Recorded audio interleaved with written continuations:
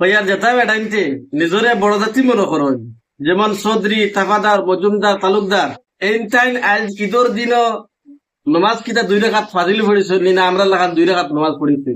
নিনা। এই ঈদর নমাজের মধ্যে যে 6 তাকবীর দেওয়া হয়, এই 6 তাকবীরের মাঝে তারা কোন ফাজিল তাকবীর এড করছেন নি,